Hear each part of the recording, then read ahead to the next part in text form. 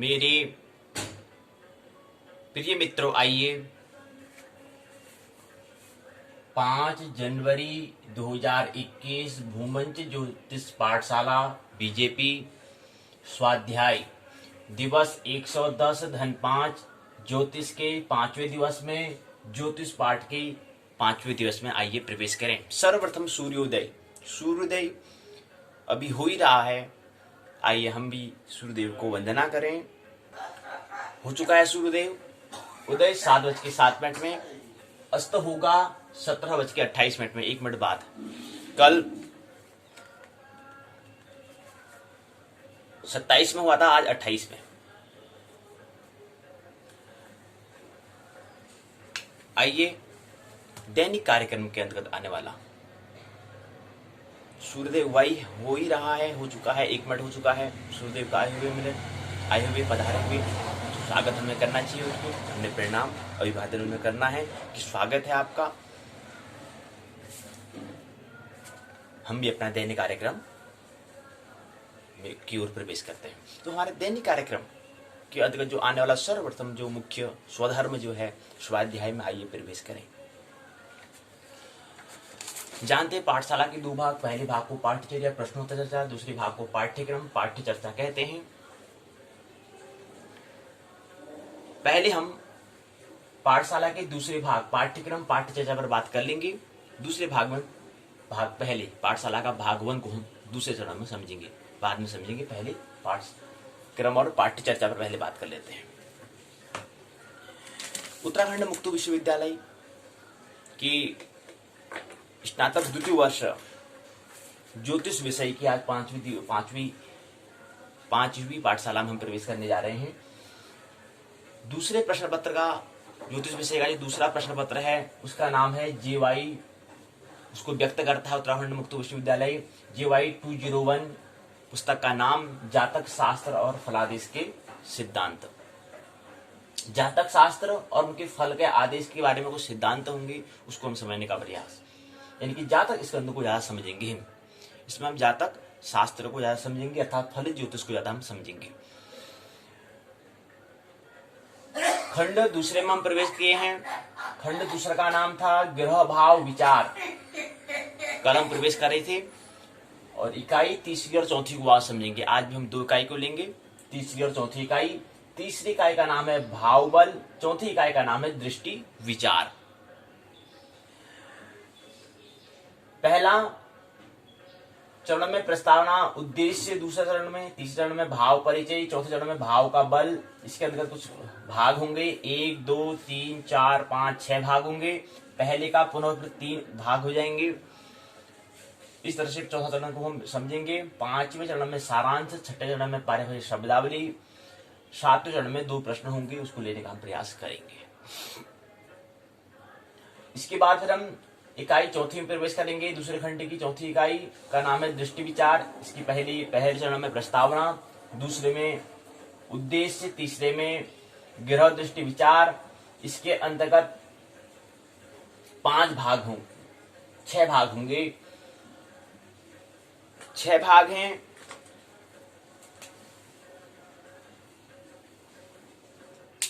छह भागों को हम समझने का प्रयास करेंगे। पहले में पहला भाग है उसमें दृष्टि और दूसरा दृष्टि फल है, दूसरा भाग। अब दृष्टि के अंतर्गत 1 2 3 4 5 6 7 8 9 10 11 12 भाग में हम समझने का प्रयास करेंगे। उसके बाद दूसरा भाग आएगा। दूसरे भाग में उसके बाद दृष्टि फल है। पहले में दृष्टि, दूसरे दृष्टि फल है। इसके भी 2 2 4 5 भाग होंगे। 5 भाग को हम लेने का प्रयास करेंगे। उसके बाद तीसरा जो भाग होगा, तीसरा भाग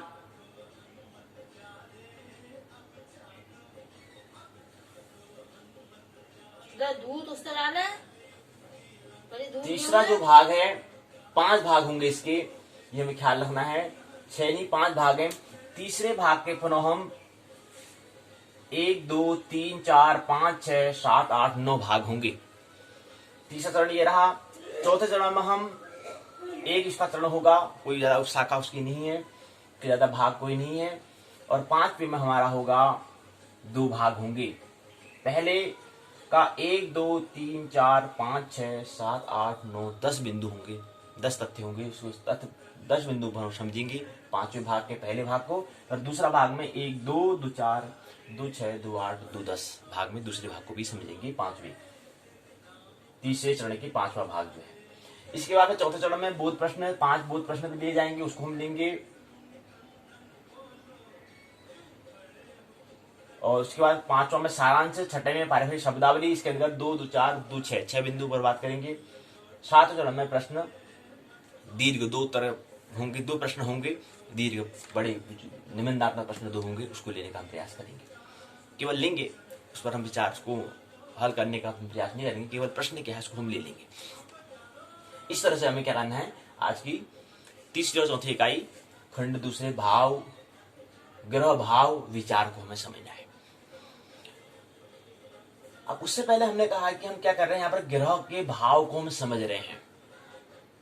ग्रह और भाव, ग्रह भाव क्या समझ में आता है, इससे यह समझ में आता है कि ग्रह, हमने कहा कल समझा कि जो घूमते हैं, जो परिक्रमा करते हैं उसको हम ग्रह कहते हैं, जो घूम रहे जो चलायमान है उसको ग्रह, वो इसका नाम है ग्रह, उसका नाम है प्लैनेट। और भाव का मतलब होता है कि पृथ्वी के चारों ओर जो वर्तुल, जो पूरा चक्र जो है उसको हम कहते हैं। उसको फिर हम 12 भागों में बांटते हैं। मैं कहें कि पृथ्वी के चारों ओर जो है इसको पूरा जो ब्रह्मांड जो दिखाई दे रहा है, जो अस्तित्व है, जो ब्रह्मांड है, जो आकाश है, जो नभ है, जो अंतरिक्ष है, जो शून्य है, उसको हम क्या करते हैं 12 भागों में बांटते हैं। उन 12 भाग का नाम है, कोष्टक कहें, कमरा कहें, 12 भागों में उनको बांटा हमने।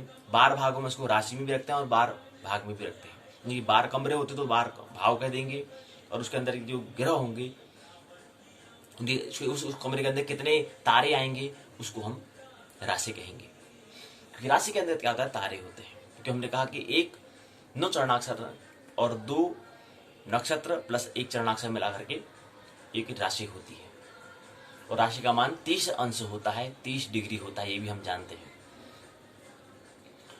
तो ऐसे ग्रह और भाव, यानी कि कमरा, इसको हम कोष्टक कहें, भाव कहें, स्थान कहें,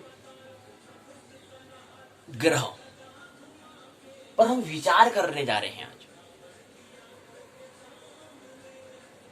उसके अंतर्गत तीसरी और चौथी इकाई में आज हम भाव बल, कल हमने समझा था, कल 2 इकाई में हमने, पहले में हमने ग्रह का शुभ अशुभ तत्व को हमने समझा, शुभत्व को हमने समझा। दूसरी इकाई में हमने ग्रह के बल को समझा। आज हम भाव के बल को समझेंगे, यानी कि जो कमरा है उसकी क्या ताकत है, उसकी क्या अहमियत है, उसके क्या बल है, उसका क्या फोर्स है, उसको हम समझने का प्रयास करेंगे।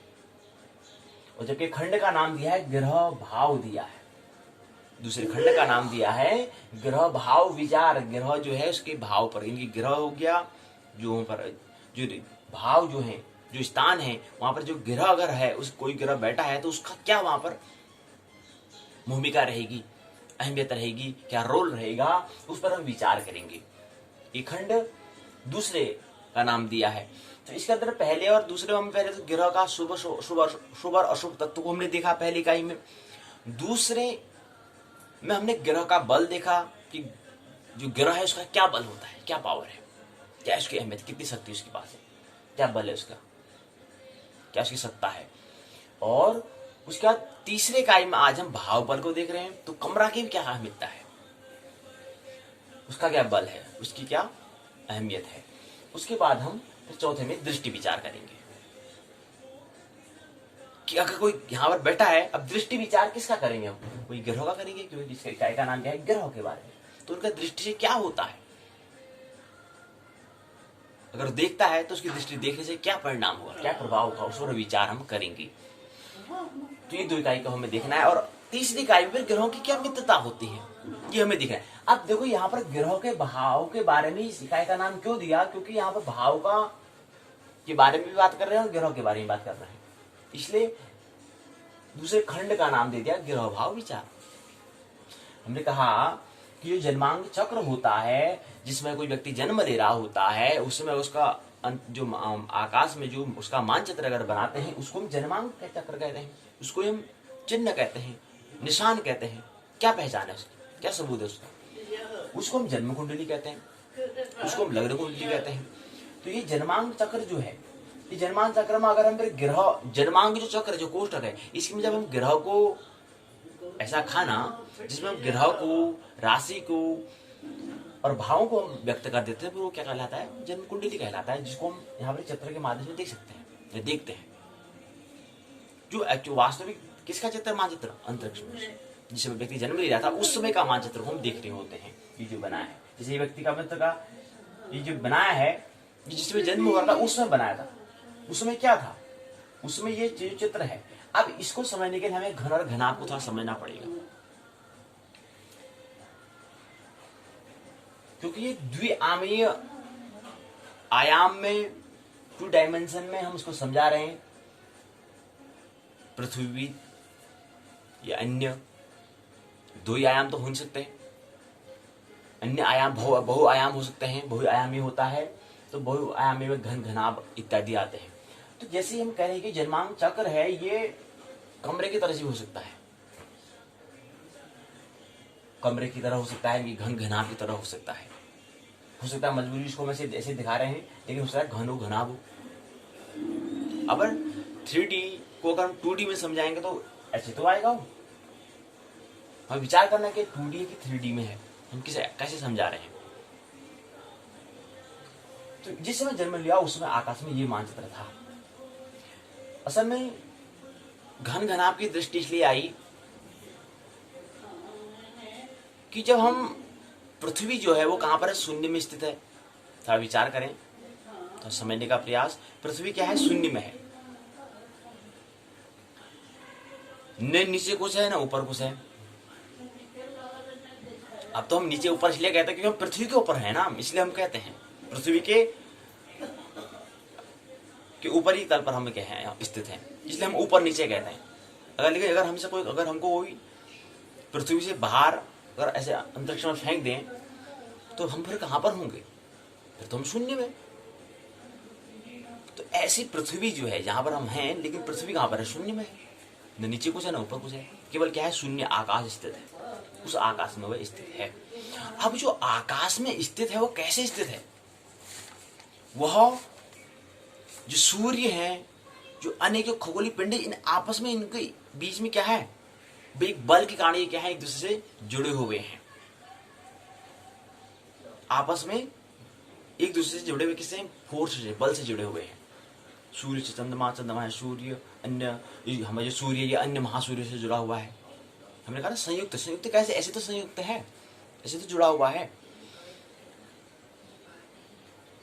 अगर जैसे सूर्य गायब हो गया तो पृथ्वी भी लुढ़क जाएगी, वो भी अपने कक्ष जो अपने आधार से चल रही है, तो वहां से वो क्या हो जाएगा? उसका विकृत हो जाएगा, वहां से वो छिन्न भिन्न हो जाएगी। तो इसलिए क्या है, जो जहां पर हमारे खगोलीय पिंड हैं वो सब एक दूसरे से क्या कर रहे हैं? एक बल से, आकर्षण बल से क्या है? टिके हुए हैं, इसलिए अंतरिक्ष में है। अगर एक भी कोई खगोलीय पिंड अगर आगे पीछे, दाएं बाएं, ऊपर नीचे या वहां से हट गया तो फिर व्यवस्था थोड़ा गड़बड़ हो जाता है। तो अंतरिक्ष में है, शून्य में हम कह रहे हैं, तो शून्य में है। अब शून्य में क्या है? उसके चारों ओर सब कुछ होगा। अब वहां पर 2D 2 से काम चलने वाला नहीं है। तो पृथ्वी जो है उसके ऊपर भी क्या है? पूरा आकाश है, उसके नीचे भी है, चारों ओर क्या है? आकाश है। अब उस आकाश को हम बांटते हैं, उसको भी दिखा रहे जन्मांग चक्र में कि ये पृथ्वी है, चारों ओर और अन्य तारे, अन्य ग्रह, उपग्रह, क्षुद्र ग्रह, वामन ग्रह, तारे, नक्षत्र, ये सब हैं। तो इसके चारों ओर जो हम कह रहे हैं उसको हमने बांटा है। अब तारे एक ही तो होगा नहीं, बहुत सारे तारे होंगे, उन तारों को फिर नक्षत्र बोल देंगे, तारों के समूह को नक्षत्र बोल देंगे, और नक्षत्रों के समूह को भी क्या बोल देंगे? हम राशि बोल देंगे। तो वही राशि 12 राशि है, यानी कि जो पूरा जो तारे हैं उसको हमने 12 भागों में बांटा है, और 12 भागों में तारों को बांट दिया, और 12 भागों में हमने क्या करा? उसमें जो पूरा क्षेत्र जो आ रहा था, जो स्थान आ रहा था, उसको भी मैंने 12 भागों में बांट दिया। तो असल में जो शून्य है उसको हम कह रहे हैं कि उसको हमें खाना समझिए कमरा है, समझ लें उसको समझने के लिए कि कमरा है। तो कमरे में क्या होंगे फिर, कमरा 2 मिमी होता है, 2D होता है, ये हमें ख्याल रही। उसमें ऊंचाई भी होती है, लंबाई भी होती है, चौड़ाई भी होती है, गहराई भी होती है। तो इसलिए क्या जाएगा वहां पर, उस हिसाब से ये जन्मांक चक्र ये जो हम चला रहे हैं ये होगा। इसलिए घन घनाभ के बारे में थोड़ा में अगर ख्याल रहे आने वाले समय में करेंगे, क्योंकि गणित का जन्म ज्योतिष की गणनाओं के लिए हुआ है, तो इसलिए वहां पर घन घनाभ को समझ लेंगे। तो इसलिए यहाँ पर हम केवल संकेत दे रहे हैं कि घन घनाभ को समझना होगा। जन्मांक तत्व जो दिया गया है, जो कोष्टक बनाया गया है, ये हो सकता है ये द्विमीमीय नहीं हो। इसलिए फिर हमें घन घनाभ गणित की हमें जानकारी रखनी पड़ेगी। तो ये भी समझ लें कि ये चीज है।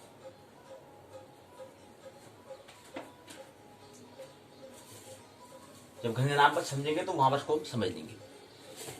तो हमने कहा कि आप इसको समझ लें कि आप चलो ये बात हमने समझ ली कि हो सकता है 2D भी हो सकता है 3D या अन्य भी में भी हो सकता है, बहुआयामी हो सकता है, बहुविमीय भी हो सकता है, आयामी हो सकता है, आयाम। अब इसको हम समझने का प्रयास करते हैं। इसमें क्या था कि किसी मित्र ने जन्म लिया तो उस समय क्या हो रहा था, उस समय ग्रह थे, नक्षत्र थे, राशि थी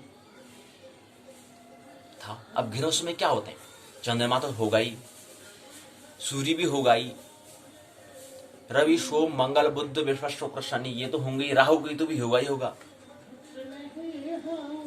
या अन्य जो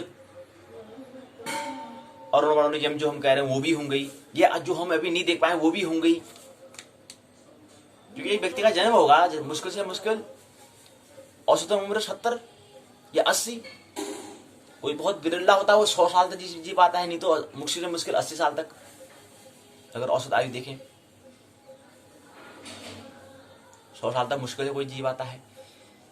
तो उस 100, और तारों की उम्र तो 100 साल की तो है नहीं, उनकी तो उम्र बहुत ज्यादा होगी।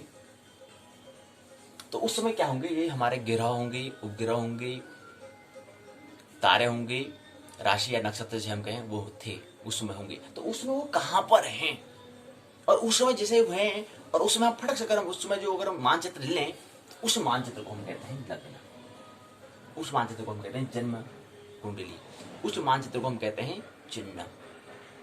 वो चिन्ह कैसा था, अब अलग अलग पारवेक्षम होगा, सूर्य चंद्र है तो चंद्र के सापेक्ष में होगा, राशि के सापेक्ष में होगा, वो अलग अलग होगा।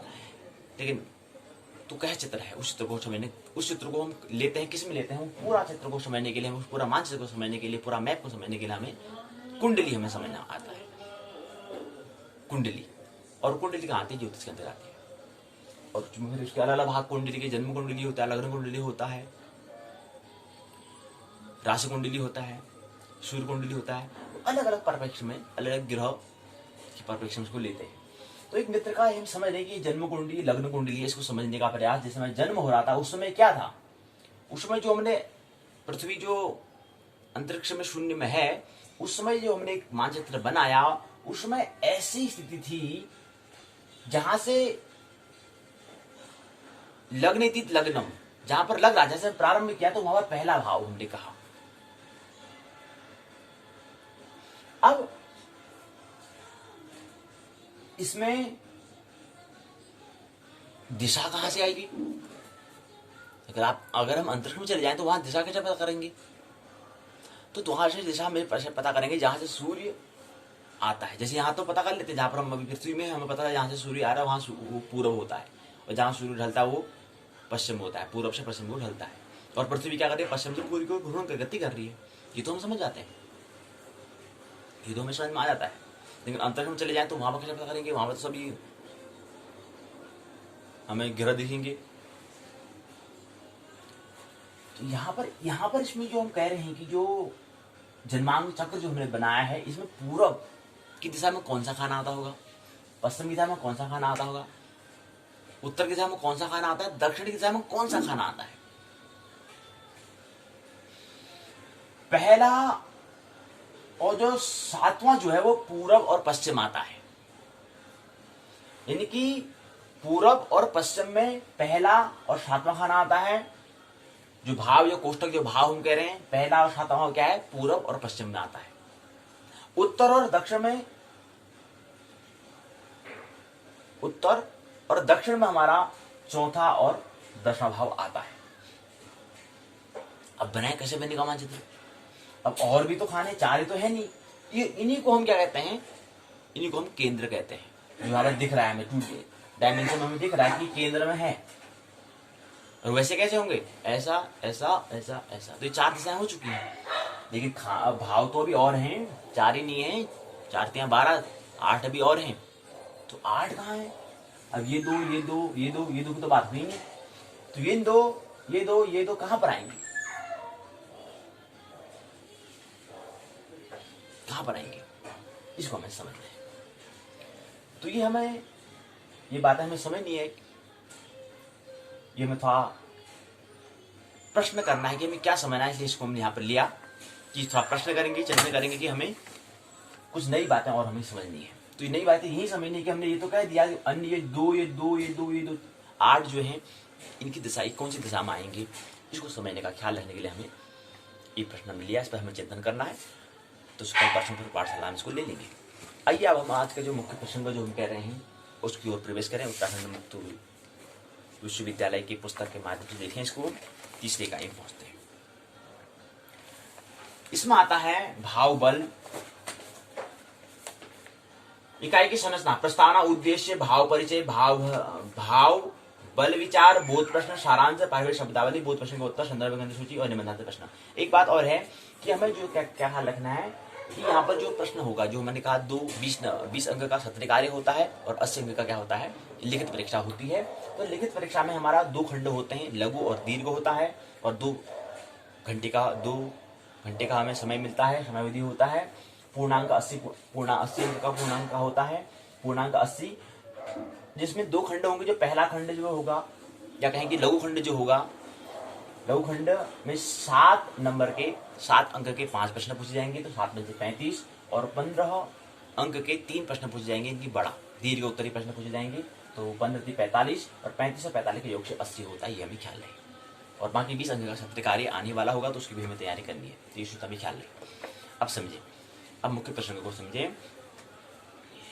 तो हमने कहा निबंधांतर प्रश्न है। अब प्रस्तावना में क्या कहते हैं? प्रस्तावना में कहते हैं कि गृहाणाम भावस्य बलम गृह भाव बलम भवति। कह रहे हैं कि हम सभी ग्रहों का भाव बल होती है तथा वह अपनी बला बल के अनुसार ही शुभ और अशुभ फल देते हैं। ग्रहाणाम भावस्य बलम ग्रह भाव बलम भवति। जन्म कुंडली में ग्रह जिस भाव में होता है, जिसे हमने कहा कि ये पहले भाव में शुक्र ग्रह है, जिसमें जन्म हो रहा था व्यक्ति का, ये मित्र है, मित्र का जन्म हुआ था, जिसमें जन्म हो रहा था उसमें क्या था, पहले भाव में शुक्र था। तो कह रहे हैं कि ग्रह जिस भाव में होता है जन्म कुंडली में, जन्म के समय की जो कुंडली जो है, वहां से वह जिस भाव या स्थान को देखता है, भाव को या स्थान को या कोष्टक को हम भाव कहते हैं। तो भाव को हृदय से जोड़ रहे हैं, स्थान मतलब हम बुद्धि से जोड़ रहे हैं, मस्तिष्क से जोड़ रहे हैं। तो कह रहे हैं कि जहां से जिस दृष्टि में आप इसकी देखिए, दृष्टि भी तो होगी। अब यहां से मतलब क्या है, अंतरिक्ष में जो है, जो ग्रह है वो एक दूसरे को तो देखते होंगे। तो देखते हैं, कह रहे हैं वहां से वह जिस भाव जिस स्थान को देखता है और उसका फल क्या होता है, इसको समझने का हम प्रयास यहाँ पर करते हैं। उसी के लिए हमें जो प्रसंग का हम बात कर रहे हैं वो प्रसंग है भाव बल। तो किस पर बात करेंगे, वो हम ख्याल आ चुकी है कि जिसमें जन्म लिया उसमें जो ग्रह बैठा है, तो अन्य भावों में, भाव मतलब अन्य जो ग्रह हैं, जो वहां पर स्थान है, वहां पर किस दृष्टि से देखता है, उसका हम विचार हमें करना है। उसका क्या भाव का बल है, इसको हमें देखना है। इसके बाद इसमें दिया है उद्देश्य 1 2 3 4 5 उद्देश्य दिया है भावों को परिभाषित करने में, ग्रहों के भाव बल को, ग्रहों के भाव बल सिद्धांत का निरूपण, ग्रहों के भाव बल स्थिति को और भाव बल का स्पष्टीकरण करने में। 5 उद्देश्य यहाँ पर देखे हैं। आता है परिचय, अगला चरण आता है परिचय, भाव का परिचय। भावों की संख्या 12 होती है, हमने कहा है 12 राशि 12 भाव या 12 कोष्टक 12 स्थान होते हैं, जो हमने कहा ये दिया हुआ है। आज जैसे हमने दे रखा है इसमें 12 होते हैं जिसमें मित्र का है, मित्र का जन्म जिसमें हो रहा था उसमें यहाँ पर 5वीं राशि थी। लाल पेन से इसको लाल कलम से दिखा रखा है कि 5वां, 6वां, 7वां, 8वां, 9वां, 10वां, 11वां, 12वां, 1, 2, 3, 4, यानी कि जब जन्म हो रहा था उसमें 5वीं राशि थी। वहां पर 5वीं राशि सिंह राशि होती है, उसके स्वामी सूर्य होते हैं। और यहाँ पर पहले भाव में शुक्र ग्रह है, उसमें था मानचित्र। तो ये 5 जो हमें लाल पेन से क्या है, ये राशि को दिखा रहा है, और जो हमने नीले पेन से दिखाया वो क्या है, हमारे भाव है। उसको भाव को दिखाने की जरूरत नहीं होती क्योंकि वो हमेशा निश्चित होते हैं। कमरा कहीं नहीं जाता है, उसमें ग्रह घूमते हैं, तो इसलिए अभी के हिसाब से ये, फिर हो सकता है भाव को बारे में भाव चलते हो, लेकिन फिलहाल अभी नहीं है। तो 12 भाव होते हैं, 12 राशि होते हैं। 12 भाव के आधार पर हम क्या करते हैं, फल का अधिक हम कर्म करते हैं। तो ये हमारा भाव परिचय है। भाव विचार के अंतर्गत हम भाव बल का अध्ययन करने के लिए हम प्रयास करते हैं। तो भाव पर विचार करते हैं, भाव का बल क्या है, इनकी कमरों की अहमियता क्या है, उस पर हम विचार हम करते हैं। भाव बल क्या है, इसके प्रकार हमने कहा 3 प्रकार। भाव इसका फल, भाव का दिग्बल होता है, भाव पर ग्रह दृष्टि या दिग्बल बल उसको बोलते हैं। तो 3 प्रकार होते हैं भाव के, 3 प्रकार, भाविश का बल, भाव का दिग्बल, भाव पर ग्रह दृष्टि बल का या दिग्बल उसको हम कहते हैं। तीन बातों को फिर यहाँ अगले प्रश्न में समझाने का प्रयास किया गया है कि क्या होता है। भावों का दिग्बल और दिग्बल प्रोक्त प्रकार से जैसे ग्रहों का दिग्बल जाना जाता था, उसे जानकर स्वामी के षट बलेशियों में जोड़ दें तो शुभफल भाव का स्फट बल होता है। भाव का दिग्बल क्या होता है, नर, जलचर, चतुष्पद, कीट आदि राशियां क्या हैं, उनका पुनः संक्षेप में बताते हैं। नर राशि कौन सी है, इन राशियों में क्या होता है, पढ़ने वाले भाव स्पष्ट को सप्तम भाव से स्पष्ट में घटाना होता है। चतुष्पद राशियां होती हैं, वही बता रहे हैं कि हम आपको क्या बता रहे हैं, जो हमने नर बताया था, जलचर बताया था, चतुष्पद और कीट और राशि सिंह जो राशियां होती हैं, उनका जो नाम मिलता है, उनको हम यहाँ पर पूरा समझा रहे, कह रहे हैं कि जो हमारा नर राशि है, धनु होता है का पूर्वार्ध होता है, मिथुन होता है, कन्या, तुला, कुंभ होता है। चतुर्भुज में धनु का उत्तरार्ध होता है, मेष, वृश्चिक, शिव, मकर का पूर्वार्ध होता है। ये हमको बता रखा चतुर्भुज। ऐसे कीट संज्ञा होता है, जैसे वृश्चिक सप्तम में बलि होता है। जलचर राशियां होगी, कर्क मीन हो गया, मकर का उत्तरार्ध हो गया, ये पूर्ण दिग्बली होती हैं। पूर्ववत अंतर, यदि 6 राशियों में अधिक आए तो 12 में घटाकर षट भाल्प कर लें तो इसे अंचादी बनाकर 3 से भाग देकर दिग्बल आता है। तो दिग्बल ऐसे आता ही बता रहे थे, तो उदाहरण के माध्यम से समझाने का प्रयास किया गया है। फिर अगला आता है भाव का दिग्बल। वो दिग्बल है, दिग्बल है। भाव में दिग्बल के लिए पहले साधित ग्रहों का दृष्टिबल ही उपयोग में लाया जाता है। फिर ये बताने का प्रयास करें भाव का दिग्बल क्या है, ये यहाँ से गीतांश से प्रारंभ होता है, इसमें बातें बताई गई हैं और यहाँ पर बात करके पूर्ण कर देखिए। तो अगर आता है इष्ट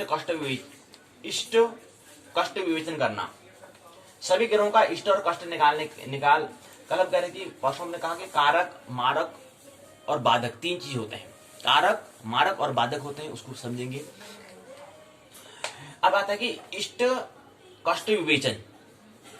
सभी ग्रहों का इष्ट और कष्ट निकालकर जन्म कुंडली में लिखना चाहिए। इसके आधार पर सभी ग्रहों की दशाओं का शुभ अशुभ फल भली प्रकार से जाना जाता है। अधिक इष्ट वाला ग्रह शुभ होता है, इसके विपरीत अधिक कष्ट वाला ग्रह अशुभ होता है। अगला इष्ट कष्ट हमें विवेचन क्या करना है, इसके बारे में क्या चर्चा करनी, वो यहाँ पर बता रही थी। धन्यवाद। स्थान बल को हम कहते हैं। ग्रहों के भाव स्थित बला बल के सामान्य नियम क्या होते हैं। पहला बलि ग्रह होता है, दूसरा मध्यम बलि होता है और तीसरा निर्बली होता है। इसके जो बलि ग्रह, इसके अंदर हमें 3 बातें समझाई गई हैं। मध्यम बलि के अंदर क्या है कि पंचम और 9 भाव में त्रिकोण यदि पाप ग्रह स्थित हो तो मध्यम बलि वो कहलाता है। निर्बल में क्या होता है, 2 बातें यहाँ पर समझाई गई हैं। इसके अलावा और भी बातें 1, 2, 3, 4, 5, 6, 7, 8 बातें बताई गई। इसको अगला क्रम आता है कि ग्रहों के भाव स्थित बल क्या है। ग्रहों के भाव में स्थित बल, भाव में अगर स्थित है तो वहां पर ग्रह का क्या बल होगा। इसके अंदर 1, 2, 3, 4, 5, 6, 7, 8, 9, 10, 11, 12, क्योंकि 12 भाव होते हैं, 12 भाव होते हैं, 12 राशि होती है। तो ग्रहों के लिए 12 भाव स्थित बल को हम समझेंगे। प्रथम स्थान में क्या होता है, शनि बलवान होता है। रवि चंद्र बुध शुक्र गुरु हर्षित होते हैं। द्वितीय स्थान में गुरु बलवान होता है, रवि। प्रथम स्थान में शनि क्या है, बलवान होता है। प्रथम स्थान कौन सा है, प्रथम स्थान मैंने ये है, तो यहां पर शनि बलवान होता है। रवि, चंद्र, बुध, गुरु, शुक्र ये हर्षित होते हैं इसमें। उसके बाद द्वितीय स्थान में क्या होता है, गुरु बलवान होता है। अगर दूसरा स्थान ये है तो यहां पर गुरु बलवान होगा। रवि मंगल हीन बल वाले होते हैं। रवि और मंगल क्या है, वो हीन बल वाले होते हैं। तीसरे में स्थान पर मंगल बलवान होता है। तीसरे स्थान पर आ रहा है मंगल, तीसरे स्थान में तीसरा भाव पर। तो यहां पर बलवान कौन है, इस पर बात कर लें। पहले स्थान में शनि बलवान होता है, दूसरे स्थान है दूसरे भाव में गुरु बलवान होता है, तीसरे में मंगल बलवान होता है, चौथे स्थान में सूर्य बलवान होता है, पांचवें में शुक्र बलवान होता है। शुक्र और मंगल, शनि हीन बल वाले, शुक्र में बलवान होता है। और छठे स्थान में छठे भाव में क्या होगा, बुध बलवान हो जाएगा। सप्तम भाव में चंद्र बलवान होगा। आठवें में क्या है, शनि बलवान होता है। नौवें में मंगल व गुरु नौवें स्थान में बलवान होते हैं। दसवें स्थान में मंगल बलवान होता है, मंगल और शुक्र। और उसके बाद एकादश स्थान में सूर्य बलवान होता है, द्वादश भाव में शुक्र बलवान होता है। ये वहां पर ये भाव बताए गए हैं। इसमें कौन से भाव में कौन ग्रह बल होता है उसके बारे में बात करें तो ये बातें यहाँ पर दी गई हैं कि कौन हर्षित होता है, कौन हीन बल होता है और कौन बलवान होता है। ये बातें यहाँ पर तीन बातें समझिए, बलवान, बलहीन और हर्षित। फिर से बहुत प्रश्न पूछा है, जन्म कोटि में भाव की संख्या होती है, भाव बल कितने प्रकार के होते हैं, निम्न कोटि की राशि होती है, शुभ ग्रह यदि केंद्र त्रिकोण स्थान में होता है तो क्या होता है, त्रिकोण स्थान होता है। तो सारांश से कुछ बातें हमें बताई कि हमने समझा कि भावों की संख्या कितनी है, 12 है। जैसे 12 राशि होते हैं, जैसे 12 भाव होते हैं जो हमने यहाँ पर दिखाया है। जिसमें जो लाल पेन से दिखाया है वो राशि को दिखा रहे हैं, क्योंकि 5, 6, 7, 8, 9, 10, 11, 12, 1, 2, 3, 4 ये राशि को दिखा रहे हैं। मित्र का जिसमें जन्म हो रहा था उसमें ये राशि का क्रम था। और जब भाव का जो क्रम है वो 1, 2 हमने नीले पेन से 1, 2, 3, 4, 5, 6, 7, 8, 9, 10, 11, 12 ये है। अब यहाँ पर आता है कि जन्म गुण 12 भावों के आधार पर हम फलादेश आदि कर्म करते हैं। भाव विचार के अंदर हम भाव बल का अध्ययन प्रस्तुत करते हैं। हमें भाव में स्थित समस्त ग्रहों के भाव बल के आधार पर ही हम उसके बलाबल का बोध हम करते हैं। भाव 3 प्रकार का बल हमें प्राप्त होता है। भावों को हमें 3 प्रकार का बल हमें प्राप्त होता है, जिसको हम कहते हैं भावेश का फल बल कहते हैं, भाव का दिग्बल कहते हैं, भाव पर ग्रह दृष्टि बल या दृग बल हम कहते हैं। तो भावेश का बल, अब भावेश क्या चीज है, भाव में जो रहेगा वो भावेश कहलाएगा। और भाव का दिग्बल और भाव पर गृह दृष्टि बल, ये हमें समझना है। 3 यहाँ पर क्या होते हैं, बल होते हैं। भावों का दिग्बल और दृग्बल, भावों का दिग्बल और दृग्बल पूर्वोक्त प्रकार जैसे हमने ग्रहों का दृग्बल जाना था, उसी आधार पर हमें यहाँ पर स्वामी के षड बलयज्ञ में जोड़ दें तो योग फल भाव का स्पष्ट बल प्राप्त हो जाता है। कुछ शब्दावली परिभाषा उसकी बनानी है कि फलादेश का मतलब क्या होता है। कुंडली के फल कहने की प्रक्रिया को हम फलादेश कहते हैं। भाव बल क्या होता है, भावों का बल हो गया, यानी कि जो हमारा कोष्ठक के जो स्थान है उनका बल, उनका स्थान को समझना, उनके कितने ताकत उनके पास है। पूर्वोक्त वाला पूर्व में कहेगी वे दिग्बल मतलब ग्रहों की अपनी अपनी दिशाएं होती हैं। ग्रहों की क्या अपनी अपनी दिशाएं होती है, ठीक हो गया। जो ग्रह अपनी दिशा में होगा वो उसका दिग्बल कहलाता है। जो ग्रह अपनी दिशा में होगा वो कहलाएगा दिग्बल कहलाता है। षडबल क्या होता है, ग्रहों के 6 प्रकार के बल को हम 6 षष्ठ से समझ में आ रहा है, षडबल से। चतुष्पद 4 पैरों वाला, जल में रहने वाला, पूर्व शादी मतलब पहले से शादी किया हुआ, चतुर्थांश में चौथांश अन्यत्र में कहीं और, एक दर्शक मतलब इसलिए सौम्य मतलब शुभ, भाव से मतलब भाव में स्थित। बहुत प्रश्न दिया गया। दूसरा फिर छंद्र सूची दी गई है। इसके बाद अगला है सामग्री, पाठ्य सामग्री। इसको और अगर हम अच्छा तैयार करना है तो वहां पर इसकी ये हमारी पुस्तक दी गई है, पाठ्य सामग्री दी, यहाँ से आप समझ सकते हैं। प्रश्न है निबंधात्मक 2 प्रश्न पूछे गए हैं। पहला है कि ग्रह बल किसे कहते हैं, पहला भाग। दूसरा उनके विभिन्न स्वरूप का वर्णन करो, ग्रह बल को परिभाषित करो, उसके शुभ और शुभ बल विस्तार से व्याख्या करो। ये हमें दिया गया है। अगला आता है इसी क्रम में तीसरी इकाई क्या है, भाव बल। भावों का क्या बल है ये हमने देखा कि कौन से कि पहला भाव में कौन बल होता है, कौन बल ही बलवान होता है, कौन निर्बल होता है, कौन हर्षित होता है, ये हमने देखा। भाव बोलने की तीसरी इकाई में। चौथी इकाई में आप देखते हैं दृष्टि विचार। इकाई की संरचना है, प्रस्तावना है, उद्देश्य, ग्रह परिचय, ग्रहों की दृष्टि विचार, बोध प्रश्न, सारांश, पारिभाषिक शब्दावली, बोध प्रश्न का उत्तर, संदर्भ ग्रंथ सूची और निबंधात्मक प्रश्न। ये इकाई की क्या है, रूपरेखा बनाई हुई है। इसके बाद अगला क्रम आता है इसमें प्रस्तावना। दृष्टि विचार से हम बात कर रहे हैं। दृष्टि का मतलब होता है कि सभी ग्रहों की अपनी भी दृष्टि होती है, वो अपनी दृष्टि के अनुसार क्या होते हैं, शुभ शुभ देते हैं। ग्रहाणाम दृष्टि ही ग्रह दृष्टि भवती। जन्म कुंडली में ग्रह जिस स्थान पर होता है वहां से जिस जिस भाव स्थान को देखता है और उसका फल क्या होता है, यह जिस प्रकरण में हम करते हैं, जिस प्रकरण में अध्ययन करते हैं, उसी को हम ग्रह दृष्टि कहते हैं। उसी प्रकरण को, उसी प्रसंग को, उसी प्रकरणों को हम क्या कहते हैं, ग्रह दृष्टि कहते हैं। उसी टॉपिक को हम क्या बोलेंगे, ग्रह दृष्टि कहते हैं। उद्देश्य है 1 2 3 4 5 उद्देश्य हैं। ग्रहों को परिभाषित करना, ग्रहों की दृष्टि को समझना, ग्रहों के सिद्धांत को निरूपण करना, ग्रहों का स्वरूप का वर्णन करना, ग्रहों के संबंध का निरूपण करना, वर्णन और निरूपित करना। ये 5 उद्देश्य दिए। अगला आता है ग्रह दृष्टि विचार में। पहला आता है ग्रहों की दृष्टि। समस्त ग्रह जिस राशि में स्थित होते हैं उससे 7वें राशि को और उसमें स्थित ग्रहों को पूर्ण दृष्टि से देखते हैं। क्या कह रहे हैं, समस्त ग्रह जिस राशि में स्थित होते हैं, जो समस्त जो ग्रह हैं जिस राशि में स्थित होते हैं उससे 7वें राशि को और उसमें स्थित ग्रहों को पूर्ण दृष्टि से कहते हैं, देखते हैं। यह नियम ख्याल में रखना है। आप कहें कि समस्त ग्रह जिस राशि में स्थित होते, समझे कि ये 5वें राशि में स्थित है। 5वें राशि में जिस राशि में स्थित है उससे 7वें राशि, यानी कि 1 2 3 4 5 6 7, यानी कि 12, यानी कि जो 12वीं राशि जो आएगी, 12वीं राशि में क्या होता है, 7वीं राशि को और उसमें स्थित ग्रहों को पूर्ण दृष्टि। और उसमें जो ग्रह है, यहाँ पर कोई ग्रह नहीं है फिलहाल, कोई ग्रह यहाँ पर स्थित नहीं है, तो यहाँ पर पूर्ण दृष्टि देखते हैं। चतुर्थ और अष्टम भाव को त्रिपाद अर्थात 75% दृष्टि देखते हैं। 5वें और 9वें भाव पर 50%। चौथा और 8वां जो भाव है, चौथा भाव और 8वां भाव ये है, चौथा भाव ये है और 8वां भाव ये है। यहाँ पर क्या है, यहाँ पर त्रिपाद अर्थात तीसरा, यानी कि 75% लोग देखते हैं इसको, 75% दृष्टि से देखते हैं। और 5वां और 9वां भाव, 5वां भाव कौन सा है, 5वां भाव ये है और 9वां भाव ये है, यानी कि ये दो भाग जो है इसको हम देखते हैं, ये 50% की दृष्टि से, जिसको हम द्विपाद दृष्टि हम कह सकते हैं। तीसरा और 10वां जो है, यानी कि तीसरा और 10वां जो है, यानी कि तीसरा और 10वां जो है, यहाँ पर हम इसको हम जो ग्रह देखते हैं वो किस हिसाब से देखते हैं, दृष्टि जो होती है एक पाद होती है अर्थात 25% होती है। कि जो एक पाद कह रहे हैं, ये एक पाद हो गया, द्विपाद हो गया, त्रिपाद हो गया और चतुष्पाद जो हो गया, ये क्या है, ये वही है जैसे हमने अपना ये जो पाठशाला जो क्रम जो बनाया है हमने कि quarter final, semifinal, quarter to final और फाइनल, वैसे इनने भी कर रखा है इसको।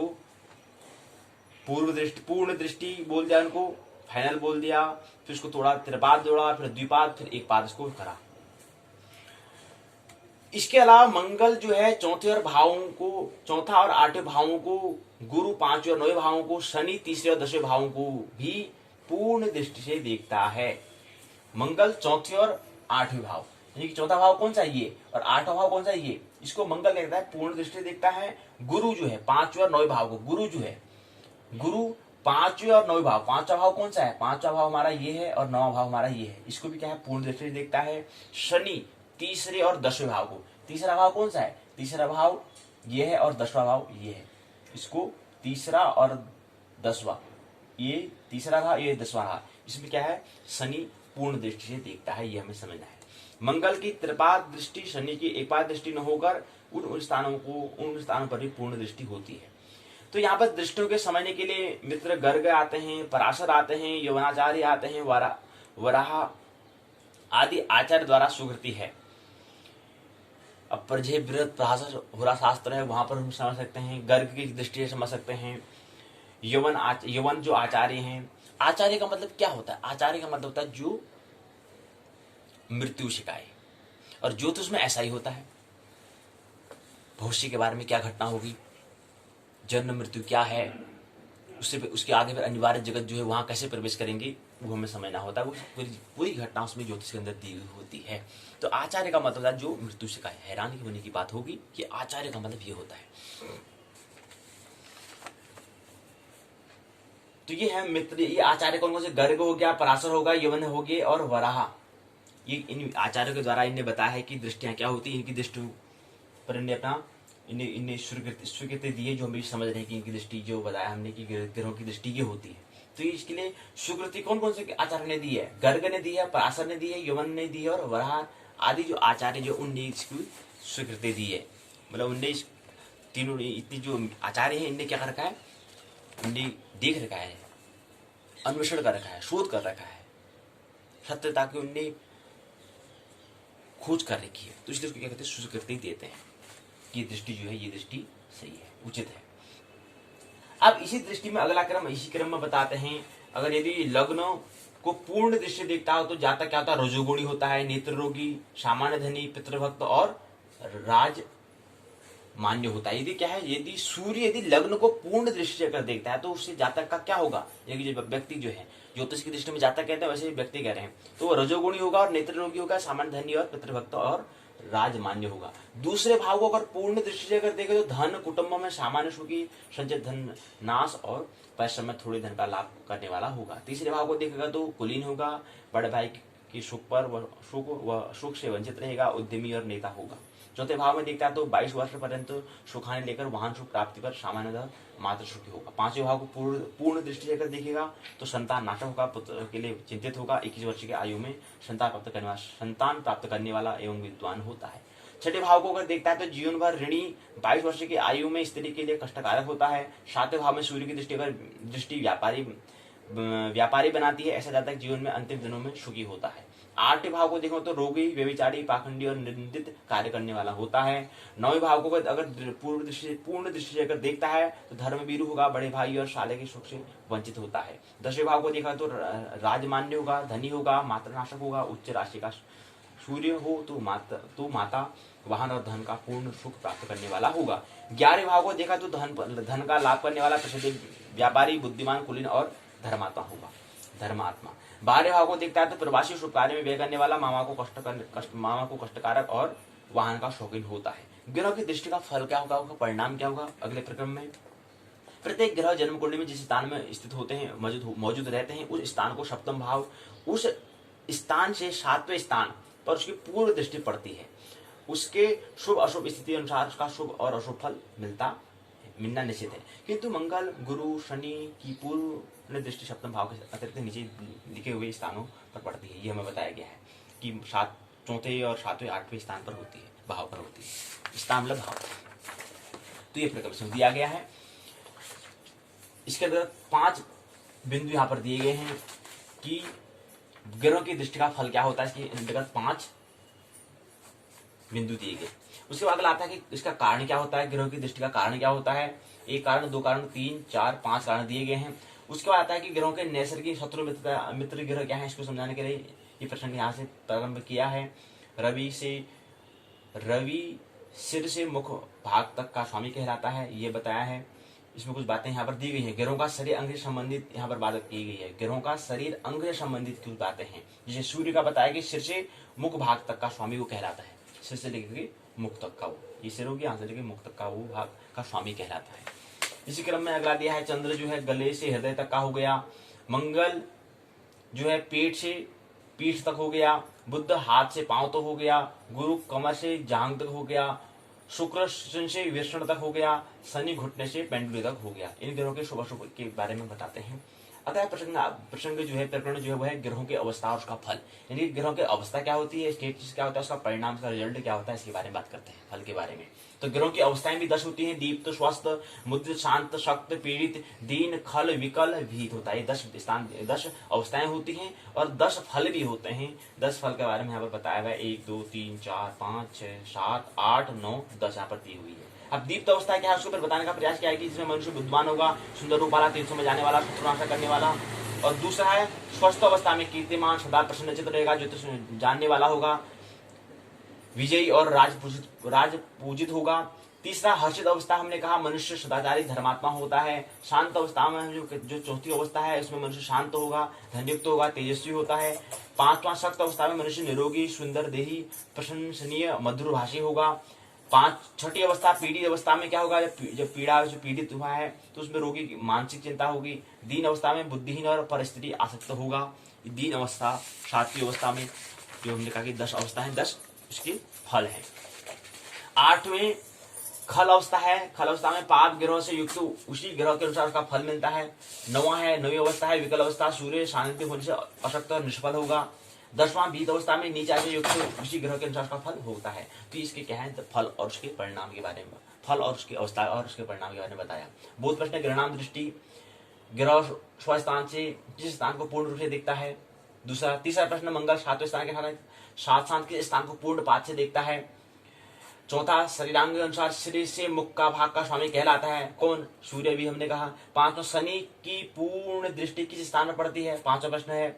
अगला प्रसंग है ग्रहों के स्वरूप व फलादेश, यानी कि वही प्रसंग चल रहा है हमारा, अभी ग्रहों के बारे में बात कर रहे हैं, तो उसका प्रसंग क्या है, अगला 6वां चरण है। इसमें कह रहे हैं कि सूर्य के स्वरूप और उसका फलादेश, यानी कि ग्रह जो है, अब ग्रह सूर्य जो है ग्रह के अंतर्गत आता है। तो ऐसे जो 9 ग्रह हैं उसके स्वरूप क्या होता है, उसका फलादेश क्या होता है, 2 बातें हमें समझनी है। तो ग्रह का स्वरूप नेचर और ग्रह का फलादेश। तो पहले सूर्य है, सूर्य का स्वरूप, इसका नेचर क्या होता है, सूर्य का नेचर क्या है, उसका स्वभाव क्या है? उसका स्वभाव है पराक्रमी होना, सूर होना, गंभीर होना, शतगुणी होना, चतुर स्त्र शरीर वाला, कुछ काला लाल वर्ण, अल्प केशों वाला, पित्त प्रकृति उसकी होती है। सूर्य का स्वरूप ये होता है। उसका फल क्या होगा, फल का आदेश क्या होगा, सूर्य से होता है आत्मा, तेज, पितृसु की आरोग्य, शक्ति, संपत्ति का विचार हमें करना चाहिए। सूर्य से क्षय, अतिसार, मस्तक का दर्द, हृदय आदि रोग भी होते हैं। देव, ब्राह्मण, राजा व राज सेवक से पीड़ा व कष्ट का होना भी इसमें विचारणीय होता है। चंद्रमा क्या होता है, चंद्रमा का स्वभाव, उसका फल क्या है, फलादेश क्या है? चंद्रमा होता है चंचल, और चंद्रमा मन का प्रतीक होता है, ये भी हमें ख्याल ले। चंद्रमा चंचल होता है, चंचल कौन होगा, मन होता है। चंद्रमा चंचल क्या होगा, मन चंचल होता है, इसलिए चंद्रमा मन का प्रतीक होता है, ये हमें ख्याल ले। तो चंचल होता है, प्रवासी, शांत, सात्विक, मधुरभाषी, अत्यधिक उम्र वाली स्त्री से मैत्री करने वाला होता है, सुंदर मजबूत शरीर वाला होता है, बुद्धिमान होता है, गोल शरीर, कफ वात प्रकृति वाला चंद्रमा का यह स्वरूप होता है। फलादेश, चंद्रमा से मन, बुद्धि, मातृशोक, राज, कृपा का विचार हमें करना चाहिए। इससे क्या होगा, इससे रोग भी होते हैं। रोग पीनस होता है, पाल्टू रोग होता है और स्त्री संबंधी रोग होता है। ये बात, इसके रोग भी दिए गए हैं।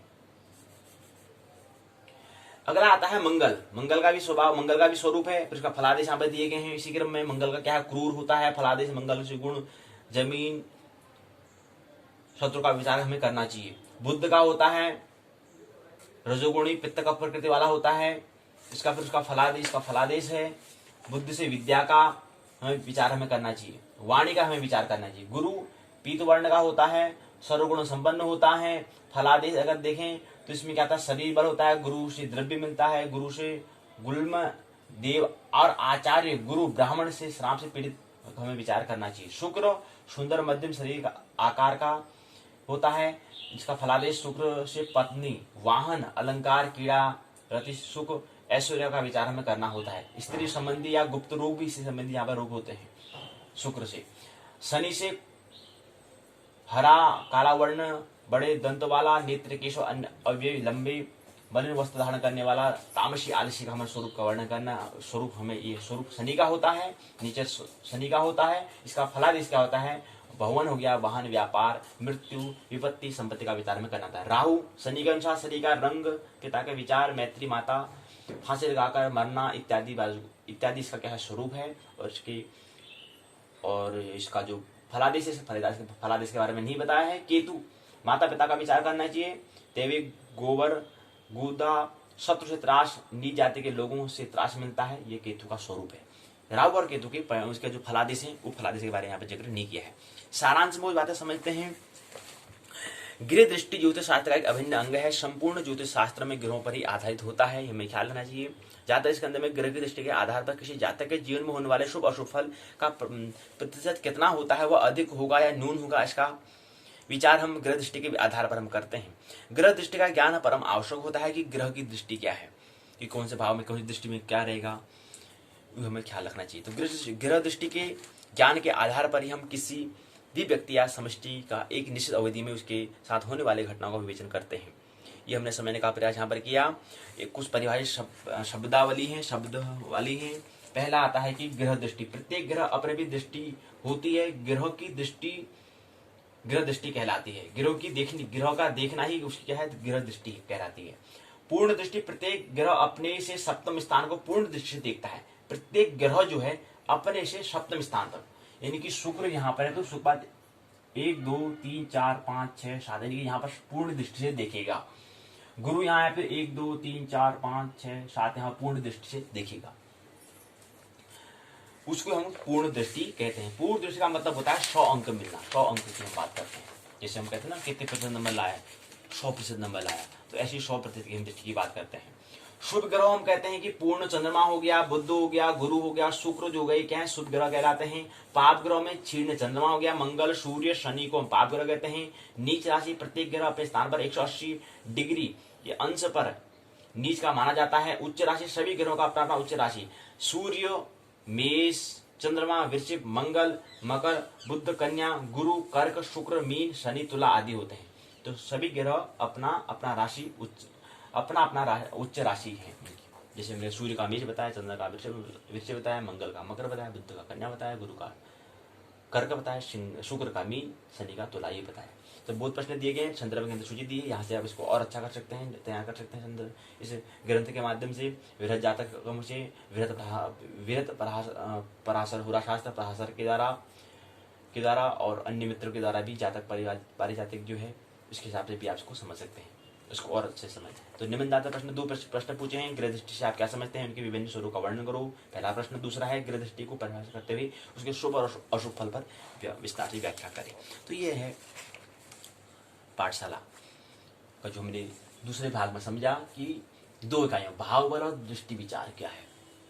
तो कुछ बातें हमें ख्याल रखनी है, कुछ बातें हमें समझनी है कि हमें क्या जैसा समझना है कि भाव बल और दृष्टि बल, दृष्टि का क्या प्रभाव होता है, उसको जब दृष्टि के बारे में विचार, अगर हमें दृष्टि के बारे में ख्याल रहेगा तो उसको फलादेश करेंगे। क्योंकि यहाँ पर क्या है मुख्य प्रश्न, जातक शास्त्र है उसका फलादेश बताना, यानी कि भविष्य में क्या, फलादेश का मतलब होता है कि भविष्य में क्या स्थिति होगी, अनिवार्य क्या है, उसके लिए आपको तैयार रहना है, उसके बारे में आपको दर्शन करा देना है, उसके बारे में आपको दृष्टि देनी है, उसको हम फलादेश कहते हैं। तो उसी फलादेश के सिद्धांतों को समझ रहे हैं और जातक शास्त्र के अंदर होता है। फल ज्योतिष के अंदर ये व्यक्ति का, जातक का होता है।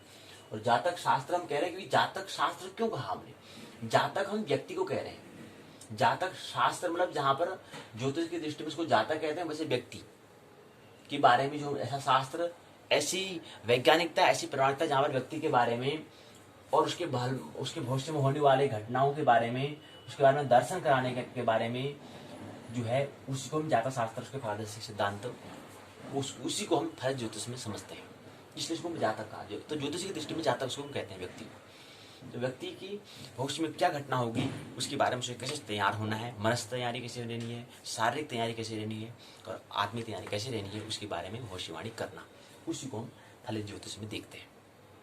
और 2 भाग और भी होते हैं, वो सिद्धांत तंत्र में देखते हैं और संहिता, वो तो उसकी आगे की बात है। तो ये है पाठशाला का दूसरा भाग। आइए पाठशाला के पहले भाग में प्रवेश करें और उससे पहले देख लें कल हम क्या समझेंगे। कल एक इकाई को लेने का हम प्रयास करेंगे। कल की पाठशाला में ये खंड ग्रह भाव विचार ये पूर्ण हो जाएगा और ग्रह मैत्री एक इकाई को लेंगे। कल 6 तारीख को एक इकाई लेंगे ग्रह मैत्री, ग्रह की मित्रता क्या होती है इसको हम समझने का प्रयास करेंगे कल की इकाई में। परसों फिर हम तीसरे खंड में फलादेश का निर्णय, कैसे निर्णय करते हैं, कैसे फलादेश का, कैसे हमें निर्णय लेना होता है, डिसीजन लेना होता है, उसको समझने का प्रयास हम परसों की पाठशाला में करेंगे। उसके फलादेश निर्णय के अंदर सबसे पहले आएगा पंचांग फल क्या होता है, दूसरा भाव स्थित ग्रह फल क्या है, ये हम समझने का प्रयास 7 तारीख को करेंगे, यानी कि परसों को हम करेंगे। आइए पाठशाला के पहले भाग में। स्नातक प्रथम वर्ष में हमने देखा था ब्रह्मांड एवं काल की हम बात कर रहे थे। ब्रह्मांड एवं काल। कल के बाद कल हमने इससे कल की पाठशाला हमने देखा कि ब्रह्मांड अनंत है। ब्रह्मांड को समझने के लिए अगर हम एक आकाशगंगा, एक मिल्की वे, एक गैलेक्सी, एक मंदाकिनी, एक दुग्ध मेखला को अगर हम समझ लें तो हम समझे कि हमने वहां से अगर हम एक आकाशगंगा को हम समझ लेंगे तो वहां से समझ में आ गई एक आकाशगंगा इतनी बड़ी है तो फिर तो अनंत आकाशगंगाएं हैं, अरबों खरबों आकाशगंगाएं हैं। और एक आकाशगंगा, एक मिल्की वे, एक गैलेक्सी किसे कहते हैं यह हमने समझने का प्रयास किया। तो कल आकाशगंगा जो है, हमने कहा कि आकाशगंगा, आकाश गंगा यानी कि आकाश में, अंतरिक्ष में, शून्य में जो तारे हैं उनकी रोशनी से जो गंगा रूपी जो हमें जो दृश्य दिखाई देता है उसी को हम आकाश गंगा कहते हैं।